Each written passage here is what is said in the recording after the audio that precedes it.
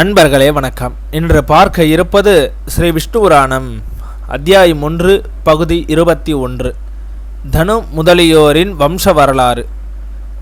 மைத்ரேயரே, பிரகலாதனுக்கு ஷிபி, பாஷ்கலன், விரோஜனன் என்ற 3 பிள்ளைகள் இருந்தனர். விரோஜனனுக்கு பரிச்சய சக்கரவர்த்தி பிறந்தான். பரிக்கு பானகாரன் முதலிய 100 பிள்ளைகள் பிறந்தனர்.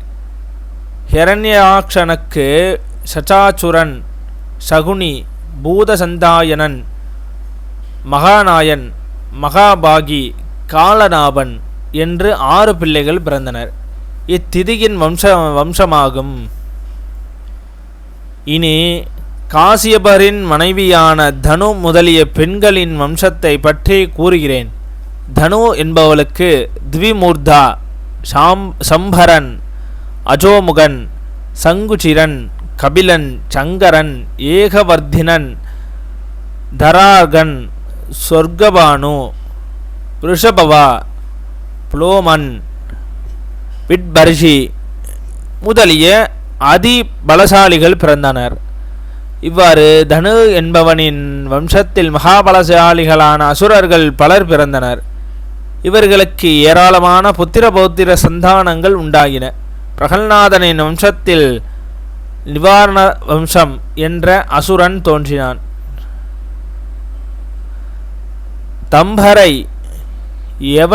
என்பவளுக்கு காசியப முனிவர் மூலம் சுகி, சேனி, பரிஷி, சுக்ரீவை, கிருதிகை, சுஷி என்ற 6 பெண் பிள்ளைகள் பிறந்தனர். அவர்களுக்கு சுஷி என்ற பெண்ணுக்கு கோட்டானும் காக்கையும் பிறந்தன.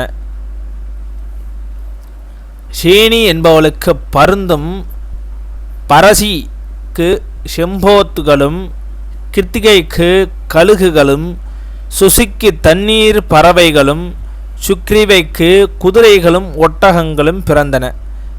இது தாம் பிரதையின் வம்சமாகும்.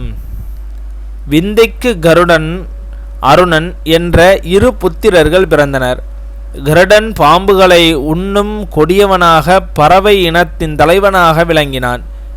கரசை என்பவளுக்கு ஆகாயத்தில் பறக்கும் வல்லமை உடைய 1000 பாம்புகள் பிறந்தன. கந்தருவனுக்கு அநேகம் நாகங்கள் பிறந்தன. அவை கருடனுக்கு பயப்பட்டன.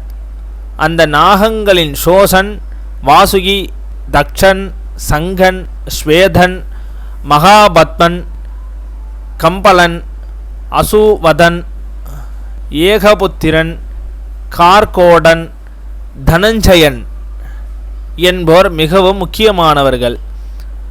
அவர்களிடம் விசுஜ்வாலை இருந்தன. கரோதசை என்பவளுக்கு 16,000 ராட்ச சர்ப்பங்களும் நிலத்திலும் நீரிலும் வாழும் குரோத வம்சகரன் என்ற பெயரை பெற்றன. இவர்கள் கோரமானவர்கள். சுரபி என்பவளுக்கு மாடுகளும் எருமைகளும் பிறந்தன. இறை என்பவளுக்கு மரங்களும் செடிகளும் புட்களும் பிறந்தன. சுஷை என்பவளுக்கு ரக்ஷக சுதார்களும், மனு என்பவளுக்கு அப்சரஸ்களும், அரிஷ்டை என்பவளுக்கு கந்தர்வர்களும் பிறந்தனர். அவை எண்ணிக்கையின்றி பெருகின. மைத்ரேயரே, இது மனுவந்திரருக்கு படைப்பாகும்.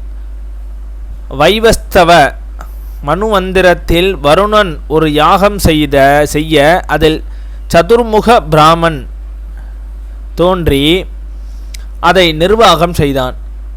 பிரமன் தான் படைத்த சப்த ரிஷிகளை அழைத்து நீங்கள் மக்களை படையுங்கள் என்று கட்டளையிட்டான்.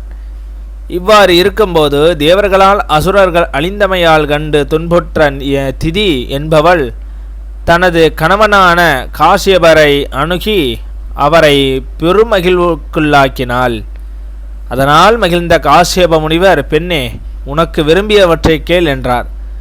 அதற்கு அவள், எனக்கு இந்திரனை கொல்லக்கூடிய ஒரு மகன் வேண்டும் என்றாள். அதை கேட்ட காசியப முனிவர் மிகவும் மகிழ்ந்து, எனது அன்பிற்குரிய மனைவியே, இந்திரனை கொள்ளக்கூடிய மகன் வேண்டுமானால் 100 ஆண்டுகள் கர்ப்பத்தில் தாங்கியிருத்தல் வேண்டும். அப்படி இருக்க தாயாரானால் உனது விருப்பத்தை பூர்த்தி செய்யக்கூடிய மகன் பிறப்பான் என்று கூறி அவளுடன் கூடி மகிழ்ந்தார். அதனால் திதி கர்ப்பமடைந்தாள். அதை அறிந்த இந்திரன் ஒரு பெண் உருவில் வந்த திதிக்கு உதவி செய்பவளை போலே அருகில் இருந்தான். அவன் அவளது கர்ப்பத்தை கலைக்கும் நோக்கத்தோடு காத்திருக்கையில் 100 ஆண்டுகள் முடியும் நாள் அண்மியது. ஒரு நாள் திதி பாதசுத்தி செய்ய மறந்து அசதையால் நித்திரையானாள். அப்போது இந்திரன் தனது வஜ்ராயுதத்தை எடுத்துக்கொண்டு அவளை வயிற்றிலுள்ள சூக்ஷ்மமாக சென்று அந்த கர்ப்பத்தை 7 துண்டுகளாக வெட்டினான். அப்போது அச்சுசி பெரும் சத்தத்துடன் அழுதது. அதை அளவேண்டாம் என்று சொன்னபோதும் அது அழுதன. அதனால் கோபம் கொண்ட இந்திரன் அத்துண்டுகளை மேலும் 7 துண்டுகளாக வெட்டினான். அந்த 49 துண்டுகளும் மருந்துகள் என்ற பெயரை பெற்று இந்திரனை உதலவாக்கினார்கள். இதனை தொடர்ச்சியை அடுத்த பகுதியில் பார்ப்போம்.